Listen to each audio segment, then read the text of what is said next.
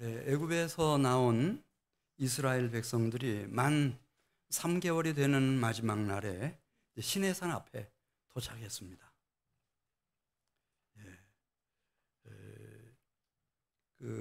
출애굽기 19장에 이제 그 4절 말씀 보면 어떻게 3개월 만에 애굽 람셋에서 출발해 가지고 이렇게 애굽 땅을 벗어나서 홍해를 통과해 가지고 시내 산 앞에까지 이들이 안전하게 도착할 수 있었을까? 올 수 있었던 이유를 4절에 이렇게 설명했습니다. 하나님이 모세에게 알려주십니다. 내가 독수리 날개로 업어서 너희를 내게로 이렇게 인도한 거다. 이렇게 말씀하셨습니다. 어떻게 호렙산 시내산까지 3개월 동안에 이렇게 안전하게 도착할 수 있었을까? 하나님이 독수리 날개로 업어가지고 인도해 주신 것이다. 우리는 지금 어디에 와 있습니까? 2025년 7월 13일 지금 11시 막 넘어가고 있는데 지금 이 하나님 앞에 주일 예배로 이렇게 모였습니다. 어떻게 여기까지 올 수 있었는가? 우리가 이 세상에 태어날 수 있었던 것도 그렇고 지금 이 순간에 하나님 앞에 이렇게 와 있는 것도 하나님이 독수리 날개로 업어서 인도해 오셨다는 겁니다. 근데 우리가 도착한 곳은 시내산이 아니고 호렙산이 아니고 히브리서 12장에 보면은 그러나 너희가 이른 곳은 시온산과 그랬습니다. 성전산인 시온산에 도착했어요. 그리고 살아계신 하나님의 도성인 하늘의 예루살렘으로 들어가는 문 앞에 우리가 와 있는 겁니다. 이 하늘 성전에는 하나님의 어린 양의 피가 흐르고 있어요. 새 언약의 중보자이신 예수와 및 아벨의 피보다 더 나은 피가 흐르고 있는 그것까지 주님이 이렇게 은혜의 자리로 우리를 인도해 오셨습니다. 이렇게 인도하시고 나서 하나님과 이스라엘 백성들 사이에 모세가 이끄는 이스라엘 백성들과 하나님 사이에 이제 언약이 맺어집니다. 이걸 시내산 언약 이렇게 말합니다. 한번 따라서 해보십시오. 시내산 언약. 저는 이 말씀을 준비하면서 우리 사랑하는 한민교회 성도 여러분들이 오늘 우리는 시내산보다 더 귀한 성전산에 지금 와 있습니다. 어린 양의 피가 흐르고 있는 하나님의 지성소 앞에 우리가 지금 모여 있는데 하나님과 나 사이에도 우리와 하나님 사이에도 이 귀한 언약이 체결되는 시간이 됐으면 정말 좋겠다. 400년이 넘도록 애굽에서 종살이 하던 백성들이 여호와 하나님의 언약 백성으로 확인을 한 것처럼 이 시간에 우리가 집중하고 우리가 갈망하고 간구하는 심령이 돼서 하나님의 언약 백성으로 다 일어나시는 축복이 있기를 주의 이름으로 축원합니다.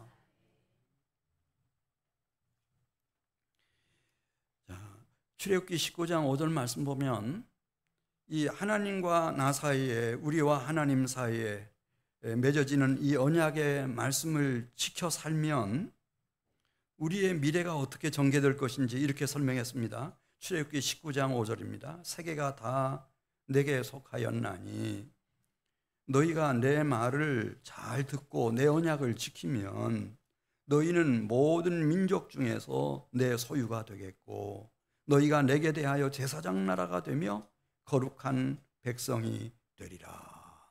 할렐루야.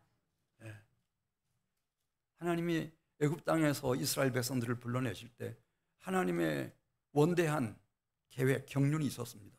우리도 마찬가지입니다. 내가 어떻게 이 세상에 태어났고 오늘 이 순간에 이렇게 성전산인 시온산 같은 어린 양의 피가 흐르고 있는 주님 앞에 우리가 이렇게 지금 나와 있는가? 하나님의 원대한 경륜, 계획 때문에 그것은 우리가 이 언약을 잘 체결을 하고 맺어진 하나님과 나 사이에, 우리와 하나님 사이의 언약을 성실하게 지켜 행하면은 모든 세상 열방 중에 너희는 나의 소유가 될 것이고 나를 위한 제사장 나라가 될 것이며 나의 소유된 특별한 거룩한 백성이 될 거다. 이 하나님의 뜻, 그 뜻을 이루실 줄로 믿습니다. 그래서 출애굽기 19장 18절 이하에 보면 이 일을 위해서 하나님이 이제 초유의 사건입니다. 시내산 정상에 강림하십니다.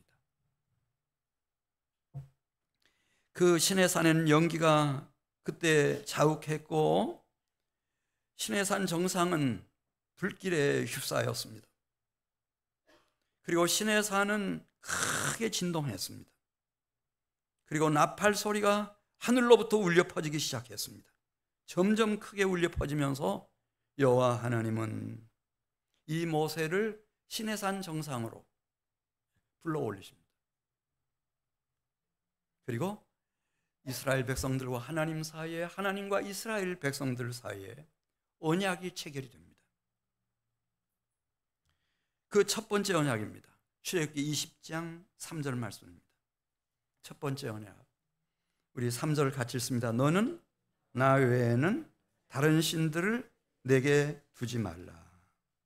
나는 너를 애굽 땅에서 종되었던 집에서 인도해낸 독수리 날개로 너를 업어서 여기까지 인도한 하나님인데, 너의 하나님인데, 너는 나 외에는 다른 신들을 내게 두지 말라. 우리는 이제 무신론자냐 유신론자냐 이렇게 나누지 않습니까?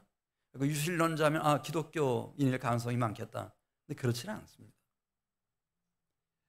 기독교는 무신론 유신론일 때 유신론자를 말하는 게 아니고, 오늘 출애굽기 20장 3절에 나오는 말씀처럼 오직 유일하신 만군의 여호와 하나님 한 분을 모시는 겁니다. 이 신은, 하나님은 영이십니다. 그래서 뭐 어디 호주머니 넣고 다니는 것도 아니고 금고에 넣어놓는 것도 아니고 오직 한 인간의 가장 깊은 곳, 마음속에 모셔드리는 겁니다. 그리고 모시고 난 이후에는 일평생을 하루같이 이분만을 의뢰하고 이분만을 바라고 이분만을 신뢰하고 사랑하면서 살아가는 것입니다. 이게 여호와 하나님 신앙입니다. 그래서 3절 말씀을 현대인의 성경에서 이렇게 번역했습니다. 너는 나 외에는 다른 신들을 내게 있게 말지니라. 다른 신들을 인정하거나 섬겨서는 안 된다. 이렇게. 여호와 하나님이 누구이실까? 이제 모세 앞에서 여호와 하나님이 직접 당신 자신을 이렇게 선포하십니다. 출애굽기 34장 6절에 여호와라 여호와라 자비롭고 은혜롭고 노하기를 더디하고 인자와 진실이 많은 하나님이니라. 인자를 천대까지 베풀며 악과 과실과 죄를 용서하리라. 그런 여호와 하나님, 그 한 분만을 내 마음 가장 깊은 곳에 모셔드리고 이분만을 바라고 이분만을 의뢰하고 이분만을 살면서 사랑하면서 일평생을 살아가는 것입니다. 그리고 존재의 이유와 목표는 마태복음 6장 33절에 나오는 말씀처럼 오직 이 여호와 하나님의 나라와 의를 구하는 삶을 이유로 시작하는 것이고, 그러면 이 모든 것을 너희에게 더하시겠다고 하신 그 하나님의 약속이 얼마나 신실하게 내 생애 속에서 우리 가정 안에서 자자손손 안에서 이루어져 가는지를 경험하고 맛보고 이걸 증거하고 증언하고 하나님을 기쁘시게 영화롭게 해드리는 삶입니다. 이것이 첫 번째 언약입니다.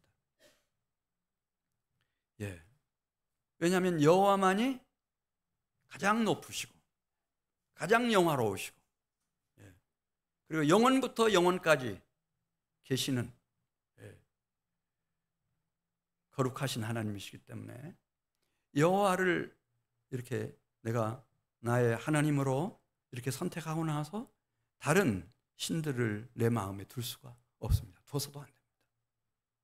두 번째 언약입니다. 출애굽기 20장 4절 말씀입니다. 하나님을 모신 사람들은 살아계시고 거룩하신 하나님을 욕되게 하는 우상을 만들거나 그 우상을 섬기면 안 됩니다. 예, 출애굽기 20장 4절부터 5절까지 나오죠. 예, 이것은 하나님이 가장 싫어하시는, 그래서 하나님의 질투를 불러일으키고 하나님이 가장 가증히 여기는 짓을 하는 것이고, 그 죄를 하나님께서 갚으시는데 아버지로부터 아들에게로 3, 4대까지 갚으실 거다. 그래서 여호와 하나님을 종교적 신들인 우상과 견주어서 우상을 만들어서는 안 된다. 심지어 출애굽기 20장 23절 말씀 보면 하나님의 형상일지라도 만들면 될까요, 안 될까요?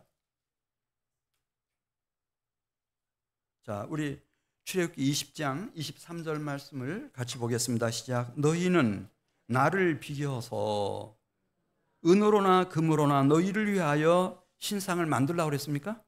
하나님 신상을 만들지 말라, 이렇게 말씀했습니다. 하나님 형상도 만들면 안 됩니다.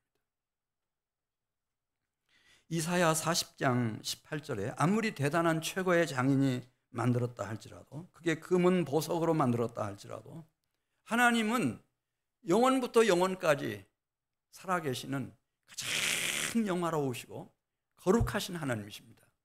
이 우주 세계보다 더 광대하신 분이십니다.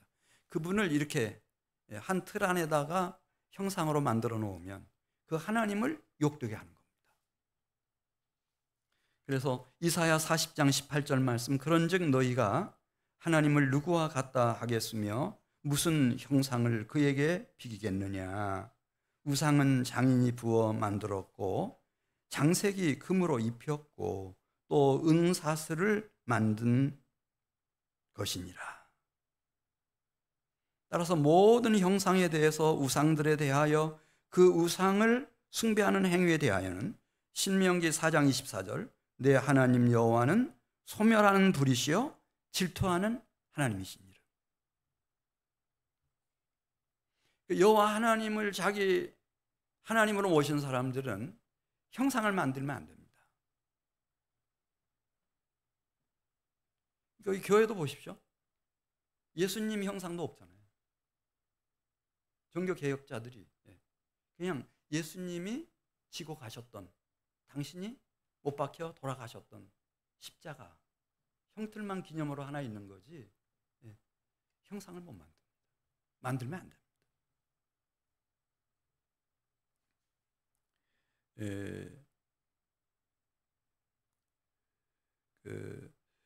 하나님의 형상이라고 하는 말이 딱 성경에 제일 먼저 나오는 것이 이제 창세기 1장인데, 하나님이 모든 창조물 중에 사람을 만드실 때는 영이신 하나님과 깊이 친교하고 참 가장 친밀한 관계를 맺어갈 수 있도록 그 사람의 가장 깊은 곳에다가 영성, 영적인 능력, 성령의 영의 품성, 성품, 이걸 쑥 넣어줘 주셨어요. 이걸 하나님의 형상이라고 했습니다. 그래서 모든 창조물 중에 사람 안에는 하나님의 형상이 있었어요. 하나님의 형상대로 사람을 지었어요. 그리고 말씀하셔요. 선악을 알게 하는 나무의 열매 따먹지 말라. 이걸 따먹는 날에는 정령 죽는다. 그 하나님의 형상이 사라진다는 뜻이에요. 영원히 사는 영생까지라도 다 하나님의 형상에 속한 것이거든요. 근데 여러분 아시는 대로 이제 마귀 사탄의 미혹을 받아, 뱀의 미혹을 받아서 금단의 열매 선악과를 따먹었고 하나님 앞에 범죄함으로써 사람 속에 허락하셨던 하나님의 형상이 통으로 사라지게 되었습니다.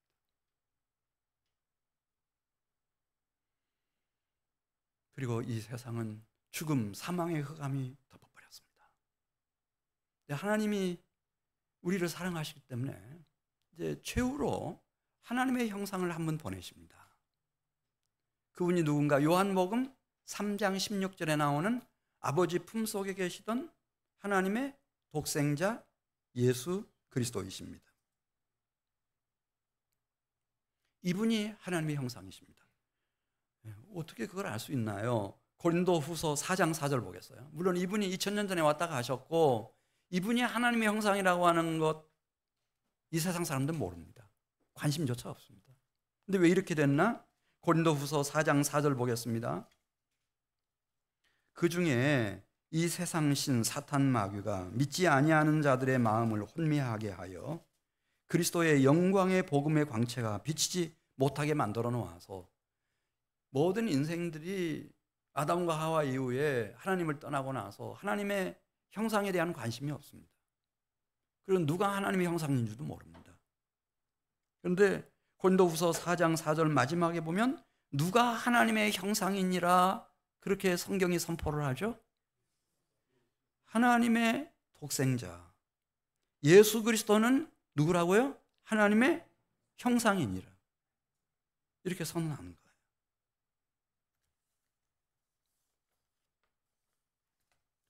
거예요. 하나님이 이 땅에 이제 마지막으로 완전하신 당신의 형상을 이 세상에 보내주셨습니다. 그분이 바로 그리스도이신 예수님이십니다.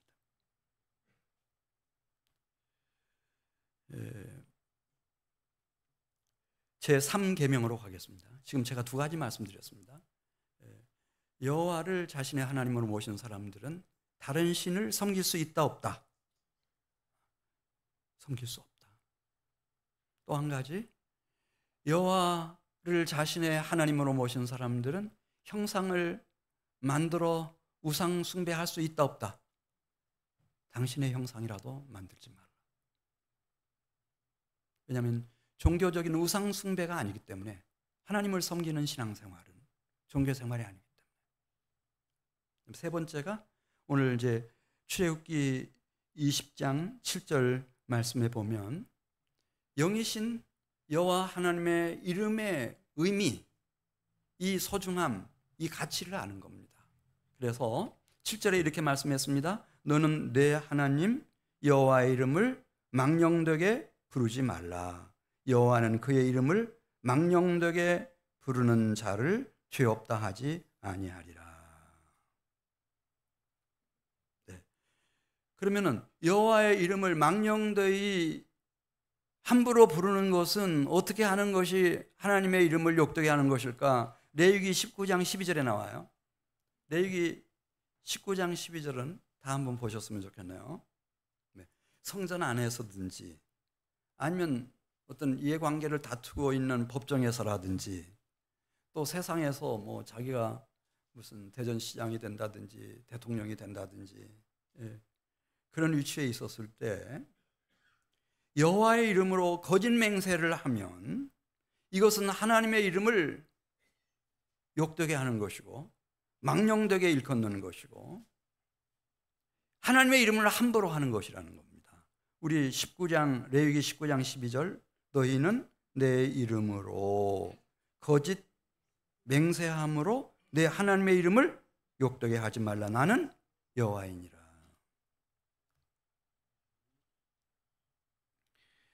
레위기 24장 16절에는 이 영이신 여호와 하나님에게 여호와라고 하는 이름이 얼마나 소중한지 이렇게 말씀했어요. 심지어 레위기 24장 16절 보면 여호와의 이름을 모욕하는 자가 있다고 할 것 같으면 그를 죽이라는 거예요. 반드시 돌로 쳐 죽이 바려라. 그 블레셋의 적장 골리앗이 이제 군사들을 이끌고 쳐들어왔잖아요. 마침 아버지 심부름을 갔던 이 다윗이 이제 그 현장에 있게 됐어요. 골리앗이 막 이스라엘 백성들 조롱하고 그 군대 희롱하고 심지어 이스라엘의 하나님 만군의 여호와를 욕되게 했어요. 그 이름을. 그때 아마 저는 이 레위기 24장 16절 말씀이 이새의 아들 다윗의 마음속에서 막 이 화산처럼 폭발을 했을 거예요. 저자가 감히 누구길래 만군의 여호와 하나님의 이름을 욕되게 하는가. 그래서요 돌로 쳐 죽이라고 그랬잖아요. 결심을 딱 해요. 어린 소년 다윗이 그 유명한 장수 골리앗 앞에서 그를 향해서 달려가면서 돌멩이를 하나 챙겨가지고 돌로 쳐 죽이라고 그랬으니까 챙겨가지고 달려가면서 다윗이 뭐라고 말했어요? 너는 칼과 창과 단창으로 내게 나와오거니와 나는 만군의 여호와의 이름 곧 내가 모욕하는 이스라엘 군대 하나님의 이름으로 네게 가노라. 그러면서 이 물맷돌로요, 예, 얼마나 절실했으면은 물맷돌로 이 적장 골리앗의 이 미간을 맞췄는데 이게 총탄처럼 박혀버렸어. 통나무 넘어져 버리잖아요. 달려가서 골리앗의 칼을 뽑아들고 그 목을 베버려요. 전쟁을 이스라엘의 승리로 이끌어버리죠. 적어도 이새의 아들 다윗을 왜 그렇게 하나님이 사랑했는지 알 수 있어요. 그 마음속에는 자기 생명보다 무엇을 더 중요하게 여겼을까요? 여호와의 이름이에요. 만군의 여호와의 이름. 이름에 대해서는 그런 일화가 있잖아요. 이제 이 모세가 애굽 땅에 내려가 가지고 하나님께 말씀드려요. 우리 조상의 하나님이 나를 보냈다. 그래 나와 함께 출애굽하자. 이렇게 제안을 하면 그들이 물을 겁니다. 우리 조상의 하나님이 누구요? 그 신의 이름이 뭐예요? 이렇게 물으면은 제가 뭐라고 말할까요? 그때 비로소 하나님이 모세에게 알려주셔요. 나는 누구라고 알려주죠? 나는 여호와다. 그리고 그 의미는 I am이다. 이렇게 알려주셔요. 그러니까 I는 그 1인칭 대명사 I. 그다음에 M은 존재를 나타내는 비동사인데 그런 비동사가 아니고 그 M 할 때 A는 대문자예요. M도 대문자예요. 그래서 I와 M이 한 단어예요. 이게 여호와예요. I am. 나는 스스로 있는 자다. 이 우주 공간에 아무것도 스스로 있는 게 없어요. 그냥 창조주이신 그분의 말씀으로 다 만들어졌고 언젠가는 다 별들이라도 막 사라지는 거 보십시오. 예. 인생들도 다 때가 되면 사라지는 거 보십시오. 대단했던 영웅호걸들이 다 티끌로 흙으로 돌아가는 거 보십시오. 근데 이분만은 그냥 I am입니다. 그러면서도 동시에 나는 아브라함의 하나님, 이삭의 하나님, 야곱의 하나님이다. 이렇게 말씀해 주시는 하나님의 이름. 그 하나님의 이름 제가 3가지 말씀드렸어요. 애굽에서 자유를 얻은 사람들은, 홍해를 건넌 사람들은, 시내산 앞에 이렇게 기적같이 도착한 사람들은, 오늘날도 마찬가지예요. 이 하나님 앞에 이렇게 나와 있는 사람들은 하나님과 나 사이에, 우리와 하나님 사이에 언약이, 확실한 언약이 체결돼야 돼요. 근데 그 첫 번째 언약이 뭔가? 누가 나의 하나님이다. 하나님이라는 말이 유일성을 말하는 거예요. 하나. 하늘님도 아니고 하느님도 아니고 그냥 하나님. 여호와만이 나의 유일한 하나님이시다. 이 신앙 고백 하나. 그 다음에 그 하나님의 형상, 우상 숭배, 종교적 차원에서 그거 아닙니다. 우리 기독교 신앙은 살아계신, 가장 영화로우신, 거룩하신, 영존하시는 I am이신 그 하나님을 인격적으로 예배하고 섬기는 겁니다. 우상 만들면 안 되고, 3번째는 영이신 그 하나님의 이름을 다윗처럼 생명보다 귀하게 여기는 사람이 있다고 할 것 같으면은 출애굽기 20장 6절 이렇게 나를 사랑하고 내 계명을 지키는 자에게는 하나님의 은혜를 베푸시는데 얼마 동안 은혜 베푼다 그랬죠? 그가 살아있는 동안, 일평생 동안 자녀들에게, 자손들에게 1000대까지 은혜를 베푼다 하신다. 할렐루야. 20장 6절 말씀 같이 읽습니다. 나를 사랑하고 내 계명을 지키는 자에게는 언제까지 은혜 베푸신다고요? 이 축복을 누리는 거죠. 할렐루야.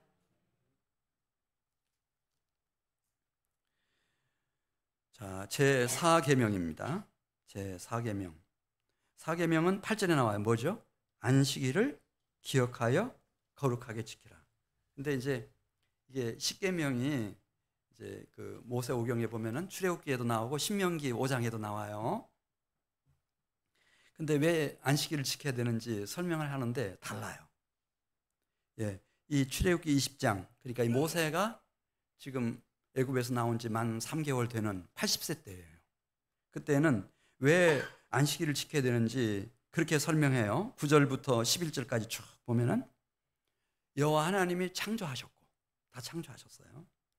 그 창조하신 이 세상을 우리가 살아갈 수 있도록 하나님이 이렇게 선물로 주셨어요. 그리고 이곳에서 생육하고 번성하고 충만하고 정복하고 다스리라고 말씀해 주시고, 그다음에 너무 일 중독에 빠지면 안 되니까 일곱째 되는 날은 쉼, 안식을 하는 안식일로 지정을 해 주셨어요. 거룩한 날로 지정을 해 주셨어요. 이걸 얘기해요. 근데 신명기 5장에서는 벌써 그때 이제 모세의 나이는 40년이 지나서 120살 되던 때예요. 네. 요단강 동편에서 하나님이 주실 가나안 땅을 목전에 두고 그 얘기를 해요. 왜 안식일을 지켜야 되느냐? 그때 얘기할 때는 신명기 5장 15절부터 쭉 보면 그 얘기하고 있어요. 애굽에서 10가지 재앙을 내렸을 때 그 재앙이 무시무시했다는 거죠. 홍해를 건너올 때 그 애굽 나라의 병거들이며 그 마병과 기병들이며 최고의 지휘관들이 바로까지 다 죽었다는 거예요. 근데 하나님이 이들을 다 애굽에서도 그 10가지 재앙에서도 보호해 주시고 홍해 바다도 다 통과하게 하시고 광야를 지나 요단강 동편까지 지금 오게 해 주셨어요. 이 하나님의 그 구원의 은혜 때문에 안식일을 지키라는 거예요. 왜냐하면 이 신세대가 이제 40년이 지나다 보니 신세대들이 막 일어났어요. 그래서 신세대한테 뭐 애굽 재앙 얘기 이런 거 해야 알아요, 몰라요? 이 사람들은 광야에서 태어난 사람들이니까 몰라요. 그러니까 마음에와 다투르 그렇게 얘기한 거예요. 시간이 흘렀어요. 이 모든 날 마지막에 하나님은 이 땅에 한 분을 보내세요. 누구를 보내셨을까요? 당신 품속에 있던 독생자 그리스도 예수를 보내셨어요. 이분이 오셨어요. 그 의미를 히브리서 1장 1절부터 이렇게 설명했어요. 하나님이 이 모든 날 마지막에는 아들을 통하여 우리에게 말씀하셨으니 이 아들을 만유의 상속자로 세우시고 또 그로 말미암아 모든 세계를 지으셨느니라. 새 생명이 이 세상에 태어날 때도 이분이 다 관여하시고 태어난 후에 이렇게 죄사함을 받는 은혜도 이분이 베풀어 주셔야 되고 성령도 이분께로부터 와야 되고 그 성령으로 새 생명이 일어나야 되고 이 부활 생명, 영원한 생명이 막 주어지고 저 새하늘, 새 땅, 거룩한 성, 새 예루살렘 성까지 하나님의 사랑하는 아들의 나라 이분이 오신 거예요. 이건 굉장한 사건이에요. 그러니까 하나님의 완전한 형상이신, 영원한 형상이신, 본체의 형상이신 이분이 오셨어요. 마태복음 28장 1절에 보면 막달라 마리아와 여인들이 예수님의 무덤을 찾아가는 기록이 나와요. 근데 막 지진이 일어나면서 무덤 문을 막고 있던 큰 돌이 굴려져 나갔고 예수님의 무덤은 비어 있었습니다. 이 여성 제자들이 거기 도착했을 때 천사들이 전해줍니다. 너희들 무서워하지 말라. 십자가에 못 박히신 예수를 너희가 찾는 줄을 우리가 아는데 그분은 여기 계시지 않고 그분이 말씀하시는 대로 음부의 문을 열어젖히시고 이렇게 살아나셨다. 근데 이 다시 살아나신 주님이 제자들이 모여있는 곳에 찾아오셨어요. 찾아오셔가지고 부활 생명의 실체를 다 보여주시는 거예요. 다 보여주셨어요. 그리고 말씀하십니다. 너희가 모세의 율법, 선지자의 글들, 시편에 나오는 내용들, 모든 성경들 열심히 우리가 공부해 왔는데 그 모든 내용이 무엇을 얘기하는 것 하면은 이 부활 생명을 얘기하는 거다. 이 부활 생명이 얼마나 신비하고 얼마나 거룩하고 얼마나 영광스러운 것인지 그 말하는 것이다. 그때 그 제자들의 마음 문을 부활의 주님이 다 열어주셨다는 거예요. 그래서 성경이 다 깨달아졌어요. 창세기 1장 1절에 태초에 천지를 창조하시니라, 그 말씀부터 시작해가지고 성경 전체에 면면이 흐르고 있는 모든 내용이 바로 이 죄와 그 저주와 죽음과 사망과 형벌과 심판과 지옥 형벌을 이긴 이 부활 생명이로구나. 이렇게 거룩하고 영화로운 부활 생명이로구나. 이렇게 깨달았어요. 그래서 이들은 물론 하나님이 10가지 재앙에서 구해주신 것, 홍해 바다를 건너온 것 다 귀하지만은 정말 귀한 것은 그건 다 모형이고 그림자일 뿐이고, 죽음과 사망을 이기고 다시 살아나신 이 부활 생명, 이 신비하고 신령하고 영화로운 부활 생명의 실체였어요. 그러면서 모든 것이 이 그리스도 중심으로 다 바뀌기 시작했어요. 그래서 역사도 여러분 보면은 A, D, B, C 이렇게 나눌 때 그 나누는 기점이 그리스도 이전, 그리스도 이후 이렇게 나누어져 있지. 이 1세기 기독교인들도 확 바뀌어버렸어요. 그리스도의 부활의 사건이 있고 난 이후에. 그래서 사도행전 20장 7절에 있는 말씀을 보면은 벌써 1세기 기독교인들은 안식일을 안 지켜요. 그럼 무엇을 지켰을까요? 주님의 날을 지켰어요. 드로아에서 이방의 대사도 바울과 또 장로들과 성도들이 모였는데 어떤 날에 모이죠? 안식 후 첫날에 같이 모여서 떡을 떼고 주의 만찬을 나누고 예배를 드리고 다 해요. 말씀을 듣고. 안식 후 첫날이면은 무슨 요일일까요, 여러분? 안식일 날이 토요일이니까 안식일이 지나고 첫날, 일요일 날, 주일 날. 고린도전서 16장 2절에 보면은 벌써 1세기 교회들이 하나님 앞에 참 자기 마음의 표현이죠. 드려요. 교회 얼마 안 나오신 분이 또 이번 우리 지역 전도하도록 꼭 지금 필요한 부채를 많이도 만드셨어요. 그래가지고 이제 우리 전도용품으로 쓰도록 이렇게 스폰서 하면서 이렇게 해주셨는데, 그냥 우러나는 마음이잖아요. 우러나는 마음으로 연보를 드리는데 고린도전서 16장 2절에 그렇게 말씀했어요. 언제 연보를 드리나? 매주 첫날에 연보를 드리라 그랬어요. 그러니까 일주일이 있어요. 그러면 첫날이 월요일 날이에요? 주일 날이에요? 주일 날.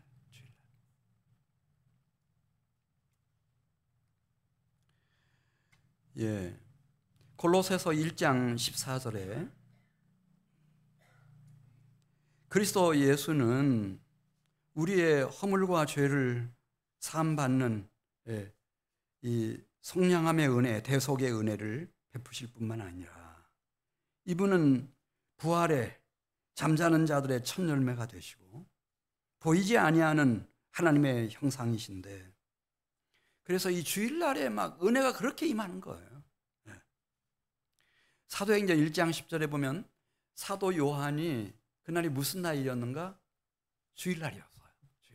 주일날이니까 이제 일찍부터 경건하게 주님의 날을 지키는 거죠. 기도하고 찬양하고 예배드리고. 그런데 갑작스럽게 성령의 뜨거운 감동이 사도 요한에게 임하기 시작했어요. 성령이 막 물 붓듯이 기름 부어지는 거죠. 그러면서 소리가 막 들려와요. 그 시내산에서 하늘로부터, 하나님께로부터 이 나팔 소리가 막 점점 크게 울려오듯이 나팔 소리 같은 소리가 이 사도 요한의 심령과 영혼을 이게 뒤흔들어 놓기 시작했습니다. 그러면서 환상이 보이는데 그때 본 환상이 7 금초대와 7별의 비밀이에요. 이 교회는 이게 신비한 기관이구나. 교회를 이끄는 사자들도 이거 우리가 손대면 안 되는구나. 주님의 손에 딱 붙들려 있구나. 그리고 요한계시록의 묵시록이 막 확 펼쳐지는 거죠. 요한계시록 보세요. 그렇게 돼 있어요.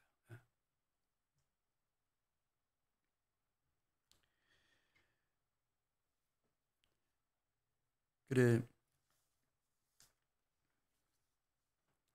예, 고린도 후서 5장 17절 보면은 주님의 날을 지키는 것이 이제 중요하게 됐어요. 1세기부터 그렇게 다 주님의 날을 지켰고요. 주님의 날을 지키고 하나님의 완전하시고 거룩하시고 영원한 형상이신 그리스도 예수 안에 거하는 것이 그렇게 중요한 거예요. 그러면은 이제 이런 경험을 하신 분들도 우리 중에 계시고 또 해야 할 분들도 계시는데 고린도후서 5장 17절 보겠습니다. 그리스도 예수 안에서 하나님이 준비하고 계시는 놀라운 영적인 사건이 무엇일까? 놀라운 영적인 역사가 무엇일까? 고린도후서 5장 17절 보겠습니다. 그런즉 누구든지 어디에 있으면 세상 속이 아니고 누구든지 그리스도 안에 있으면 어떻게 된다고 그랬죠? 새로운 피조물이라 이전 것은 지나갔으니 보라 새 것이 되었도다. 이 일이 일어나요. 베드로후서 3장 8절을 보면 사랑하는 자들아 그래서 죽기에는 하루가 1000년 같다고 하는 것을 기억하라 그런 말씀 나오잖아요.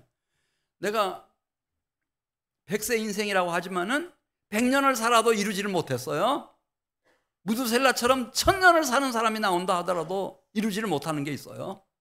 근데 내가 주님의 나를 잘 주일 성수하고 그리스도 예수 안에 거하면은 그냥 하루에도 100년 동안에 1000년 동안에 일평생 동안에 못 이룰 일을 하나님이 확 이루셔서 나를 새로운 피조물이 되게 하시고 새 생명을 가진 자가 되게 하시고 부활 생명을 약속받은 자가 되게 하시고 영생을 얻은 자가 되게 하시고 영광스러운 하늘 기업의 주인공들이 되게 만들어 놓으시고 그런 일들이 누구 안에서 이루어지는가? 하나님의 완전하시고 거룩하시고 영원하신 형상이신 그리스도 예수 안에서 일어나고 있어요.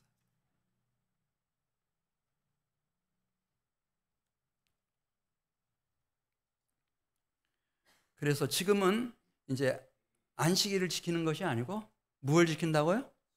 주님의 날을 지켜요. 2000년 벌써 지났어요. 2025년이니까 2000년 지났어요. 마지막 하나, 이제 제 5계명부터 이제 10번째 계명까지, 이 계명은 이제 이 하나님이나 그리스도 예수에 대한 것이 아니고 사람 관계에 대한 것입니다. 그래서 부모님에게는 어떻게 해야 되나? 부모님 공경하라. 참 중요한 거다. 왜냐하면 이 지구상에 있는 80억이 넘는 사람들 중에 내 어머니 아버지에게만 하나님이 당신의 심정을 이렇게 넣어주셔서 나를 그냥 끝없이 사랑하도록 희생하고 희생해도 아까워하지 않도록 그렇게 만들어 놓으셨어요. 그런 부모님 이 땅에서 공경하는 것이 하늘에 계신 영전하시는 아버지 하나님을 공경하고 사랑하는 길로 가는 관문이다. 이거 말하는 것이고, 이거 뭐 너무 자연스럽고 당연한 얘기여서 이제 오늘 저는 제 6계명, 7계명, 8계명, 9계명, 10계명까지 시간 닿는 대로 말씀드리고 뭐 시간 가면 끝내죠 뭐. 자, 제 6계명이 13절에 나오네요. 뭐 하지 말라고 그랬어요.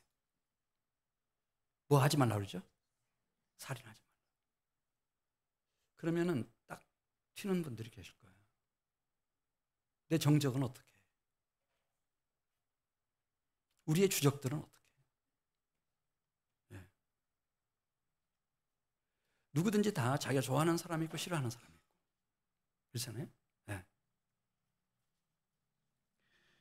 그런데 왜 살인하지 말라고 말씀하시나? 우리는 하나님과 나 사이에 무엇이 체결됐는가 하면 언약이 체결된 여호와 하나님의 백성이 됐어요. 그래서 우리가 한 사람을 볼 때 그 관점을 나의 관점을 끝까지 고집하면 안 돼요. 누구의 관점으로 그를 봐야 되나? 누구의 관점일까요? 하나님의 관점이에요. 하나님의 관점. 아내를 보고 이거 잘못하고 저거 잘못하고 막 그렇게 손가락질하고 그렇게 하면 안 돼요. 이 사람을 누가 나한테 보내주셨나? 하나님이 보내주셨다. 왜 보내주셨을까? 그 질문을 항상 해야 되는 거죠. 하나님의 관점이에요. 디모데전서 2장 4절 보겠어요. 하나님은 모든 사람들을 바라보시면서 어떤 마음을 가지고 계시는지 디모데전서 2장 4절 하나님은 모든 사람이 구원을 받으며 진리를 아는데 이르기를 원하시느니라. 예, 이게 그 사람의 생명과 영혼을 지으신 하나님의 마음이에요. 베드로후서 3장 9절 말씀 보겠어요. 마지막에 보면 아무도 멸망하지 아니하고 다 회개하기에 이르기를 원하시는 것이 그를 지으신 하나님의 심정이라는 거예요. 누구든지 태어나자마자 회개한 사람은 없죠. 회개하려면 뭐가 걸려요? 시간이 걸려요. 그러니까 하나님은 지금 그를 죽이지 말라는 거예요. 죽여버리고 나면은 이 사람을 만나고 싶어도 만날 수가 없고, 이 사람을 사랑하고 싶어도 사랑할 수 있는 기회가 영원히 없어져 버리니까요. 그러니까 안 돼요. 네.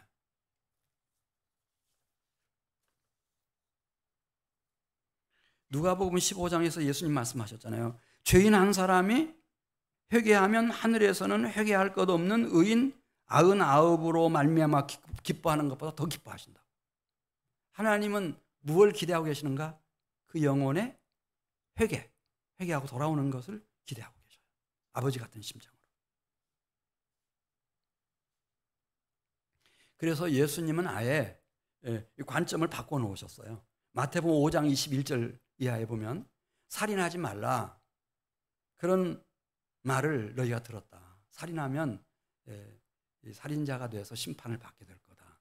그렇지만 나는 너희에게 말한다. 그러면서 자, 아주 근본적인 얘기를 하세요. 너가 보기에 마음에 안 들고 죽이고 싶지만은, 그러나 하나님의 관점에서 보면은 그도 너의 형제다. 따라서 형제에게 분노하지 말아라. 분노하면 심판받게 될 거다. 형제에게 락하라고 하는 욕설, 악담하지 말아라. 공회에 너 붙잡혀 갈 거다. 미련한 놈이라고 정죄하지 말아라. 너 지옥불에 들어갈 거다. 왜냐하면 형제라는 거예요.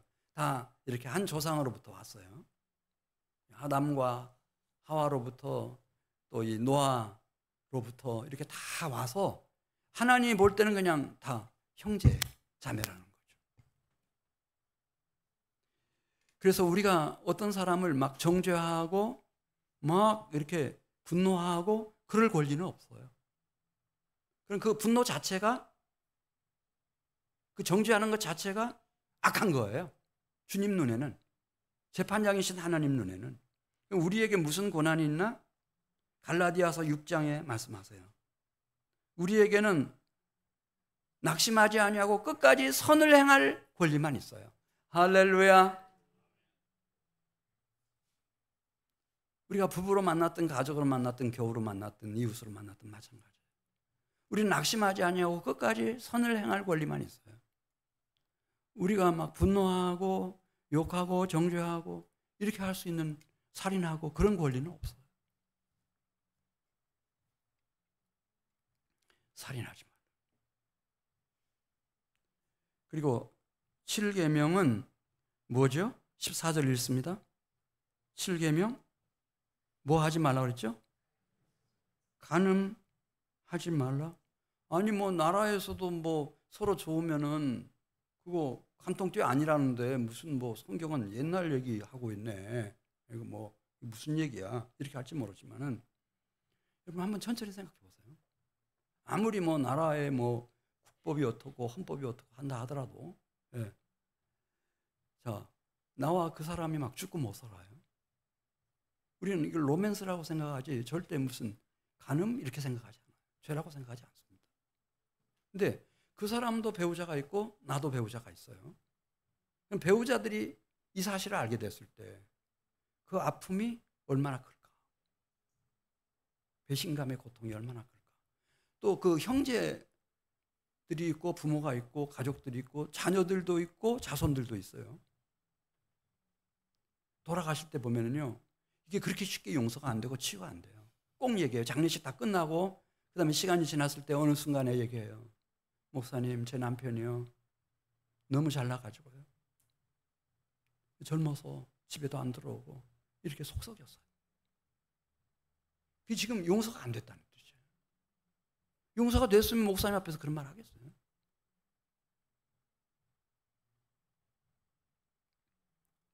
그리고 문제는 나 자신의 영혼이에요. 내가 거룩하신 하나님 앞에 나가려면은 내 마음과 심령이 더러워야 되겠어요? 순결해야 되겠어요? 음란하고, 예, 막 그래야 되겠습니까? 성결해야 되겠습니까? 성경 어디를 봐도 거룩하신 하나님 앞에 나갈 때는 우리 막 이런 말 하면 안 돼요. 당신 예수 믿으면 괜찮다, 괜찮다. 자꾸 그렇게 하지 마세요. 거룩하신 하나님 앞에 나가려면은 내가 순결해야 돼요. 순결해야 거룩하신 하나님 앞에 갈 수 있어요. 음란한 영에게 완전히 사로잡혀가지고 힘들어요. 예수님 믿었으면 부끄러운 구원이라도 받겠지만은, 그러나 하나님이 원하시는 것은 그게 아니에요. 순결과 성결로 거룩하신 주님 앞에 우리가 나가는 거예요. 그리고 고린도전서 6장 18절 말씀 보겠어요. 음행을 피하라. 사람이 범하는 죄마다 몸 밖에 있거니와 음행하는 자는 무엇의 죄를 범하는 거라고 그랬죠? 네. 그 병에 걸릴 수도 있어요. 에이즈 같은 병에 걸릴 수도 있어요. 본인이 본인을 치유하는데 불가능하다고 보면 좋아요. 네. 물론 이제 예수 믿기 전에 그랬던 분들이야 우리가 회개하고 이제 이렇게 주님 안에서 새 출발을 하면 된다고 하지만은 예수 믿고 나서도 이렇게 하면 안 되죠.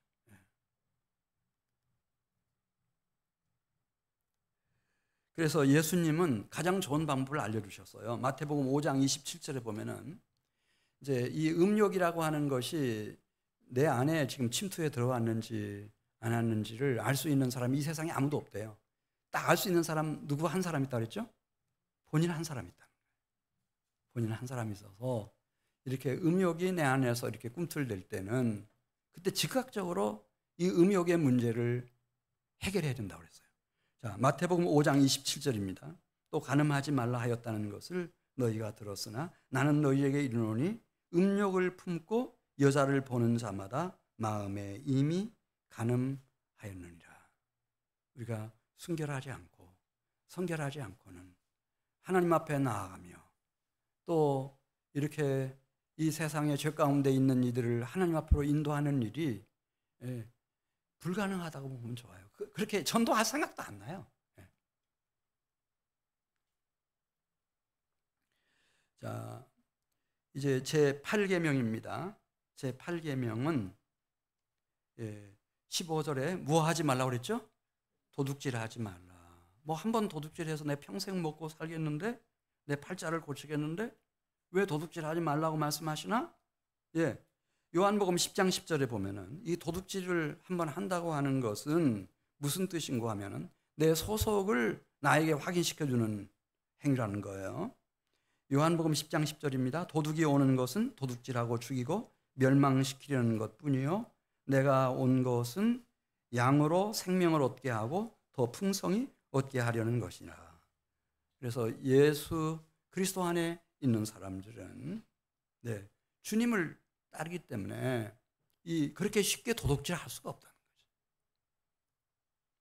지금 내가 도둑질을 하고 있다고 하는 뜻은 큰 도둑인 거짓의 아비이며 살인자인 큰 도둑인 사탄 마귀의 손아귀에 내가 붙들렸구나 이렇게 생각하면 되는 거예요. 예를 들어서 아간이 도둑질했잖아요. 전리품을 도둑질했어요. 그것 때문에 아이성에서 이스라엘 군대가 참패를 당하죠. 발람 선지자가 발락이라고 하는 모압 왕으로부터 뇌물을 받고 도둑질을 했어요. 하루에 2만 4천 명이 연병으로 죽어요. 광야에서. 가룟 유다가 은 30을 도둑질했어요. 아무도 몰라요. 예수님 그 값으로 십자가에 못 박혀 돌아가셔요. 예수님이 죽어요. 이게 도둑질이 이게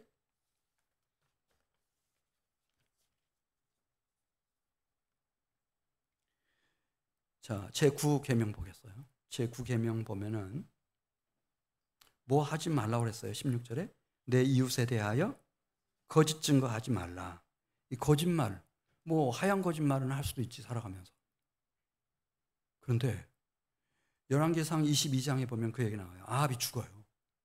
길라 라모 전투에 가서 죽는데, 왜냐하면 자기 휘하에 있는 선지자들이 거짓의 영이 임해가지고 거짓말을 하니까 그 나가서는 안 될 전쟁터에 나가가지고 죽어버려요.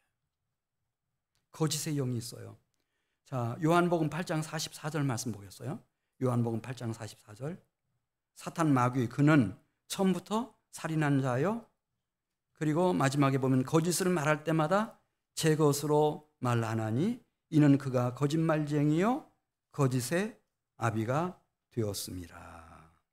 그럼 지금까지 말씀드린 거, 어떻게 하면 내가 살인에 빠지지 않고 마음으로라도 내가 어떻게 간음죄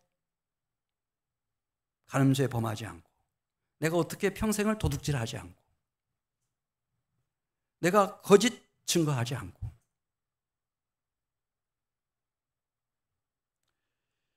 내가 어떻게 반듯하게 살아갈 수 있을까? 그것은 말씀드린 것처럼 주님의 나를 잘 지키고 그리스도 예수 안에 거하면은, 그리스도 예수께서 약속하신 게 하나 있어요. 성령을 보내주시겠다고 약속하셨어요. 이 성령이 임하면 달라져요. 어떻게 달라지는지 우리 요한복음 16장 13절 같이 읽겠습니다. 요한복음 16장 13절 보면 믿겨지지 않을 만큼, 그냥 족쇄가, 왜 베드로의 족쇄가 감옥에서 다 풀려지고 막 문들이 다 열려지고 막 그래서 그냥 걸어 나오잖아요. 그런 것처럼 요한복음 16장 13절 같이 읽습니다. 그러나 진리의 성령이 오시면 그가 너희를 어디로 인도하신다고 그랬죠? 모든 진리 가운데로 인도하셔요. 누가 오시면? 진리의 성령이 오시면. 그래서 막 그렇게 분노하고 막 쥐고 싶고 그런 마음 다 사라져버려요. 고요한 호수처럼 그렇게 돼요, 내 심령이. 그렇게 막 음욕이 막 불릴 듯 일어나고 그런 것도 다 고요하고 잔잔해져요. 이 미혹의 영도 온데간데 없이 떠나가 버려요. 그리고 이 거짓말하는 영도 다 사라져버려요. 시궁창에 들어가는 게 낫지 거짓말하는 게 싫어. 그렇게 변해요. 진짜 그래요? 아마 이 진리의 영이 임하신 분들은 그걸 경험하셨을 테니까, 그래서 제가 말씀드리는 거예요. 좀 증언을 하십시오. 증언을 하십시오. 그 거짓의 영에서부터 좀 벗어나신 분들이, 이 간음 음란의 영에서부터 벗어나신 분들이, 좀 막 이 혈기의 영에서부터 벗어나신 분들이 좀 증언을 하십시오. 예수 믿고 주의 영이 임해서 내가 이렇게 새로운 피조물이 됐다고 하는 것을 좀 증언하십시오. 좀 날마다 좀 밤 예배 때마다 좀 간증했으면 좋겠어요. 그렇지 않고 가만히 있으니까 그냥 이렇게 돌아가실 때까지 그냥 살다 가는 걸로 그렇게 착각을 하고 살아가니 얼마나 안타까워요. 자, 10번째 계명입니다. 제 10계명은 17절에 나와요. 뭐죠? 내 이웃의 집을 탐내지 말라. 마지막에 무릇 내 이웃의 소유를 탐내지 말라. 이 탐심은 골로새서 3장 5절에 보면은, 우리는 뭐 욕심 없는 사람이 어디 있어? 욕심을 가져! 막 이렇게 말하잖아요. 선생님들도 학생들한테 욕심을 가져. 청년들에게 야망을 가져야지. 젊은이가 말이지. 이렇게 말하잖아요. 근데 이게 하나님 관점으로 보면 탐심은 우상숭배라고 그랬어요. 우상숭배는 앞에서 말씀드린 것처럼 내 하나님 여호와가 손말을 하는 불이 돼가지고 막 질투하시는 하나님이 다 살라버리신다.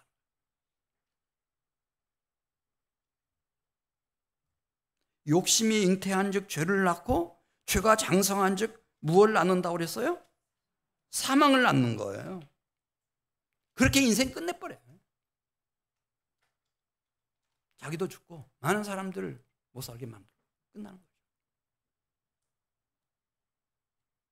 그래서 제 6계명부터, 물론 5계명부터 10번째 계명까지는 우리가 여호와 하나님과 언약 백성이 됐으면, 주의를 성수하고 그리스도 예수 안에 거하는 사람이 됐다면은, 하나님이 주신 모든 인간관계 속에서 부모님과의 관계부터 시작해가지고 부부관계 말할 것도 없고 교우관계, 이 지역사회, 내가 이 땅에서 살아가는 모든 인간관계 속에서 우리가 해야 할 일은 생명을 사랑하고 영혼을 구원으로 인도하는 전도자가 되는 겁니다. 예수님이 이 세상에 오셔서 그렇게 재능도 많으신 존귀하신 분이 무슨 일 하셨는지, 왕을 했어요? 황제를 했어요? 장군을 했어요? 그분이 뭐 했어요? 나를 따라오라. 내가 너희로 사람 낚는 어부가 되게 해주겠다. 그 천하보다 귀한 한 사람의 생명을 사랑하시고, 그래서 치유해 주시고 친구가 되어주시고, 그들의 영혼을 새 생명으로, 부활 생명으로, 영원한 생명으로 인도하시는 전도자로 살아가셨어요. 로마서 다니엘 12장 3절 말씀, 지혜 있는 자는 궁창의 빛과 같이 빛날 것이요 많은 사람을 옳은 대로 돌아오게 한 자는 하늘의 별과 같이 영원토록 비추리라 말씀하셨어요. 우리 이거 해야 될 거 아니에요? 어떻게 우리가 이 세상에 왔는데 1만 달란트 탕감받은 은혜 받은 사람들인데 남은 시간만이라도 생명을 사랑하고 영혼을 구원하는 일에 우리 좀 투자해야 될 거 아닙니까? 열매 없이 가면 안 돼요. 그건 안 돼요. 그리고 다 알려주셨어요. 성경 읽어보세요. 다 나와요. 돈이 귀한지 권력이 귀한지 명예가 귀한지 이 세상 환락이 귀한 건지 뭐가 귀한 건지 다 나오잖아요.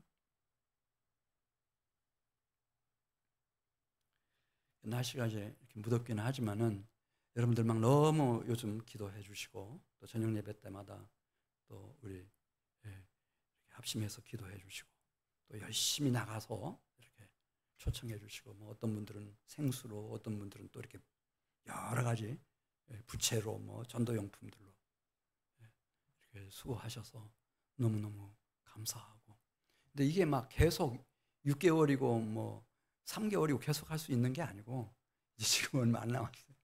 그냥 끝나버리는 거예요. 우리가 부스 설치한 기간이 이제 뭐 달반이나 남았는지 얼마나 남았는지 모르겠네요. 잠깐 기간인데 여러분들 그냥 이 세상의 그 어두움 속에서 저 가운데서 이렇게 방황하다가 끝나고 나면 안 될 것 같고요.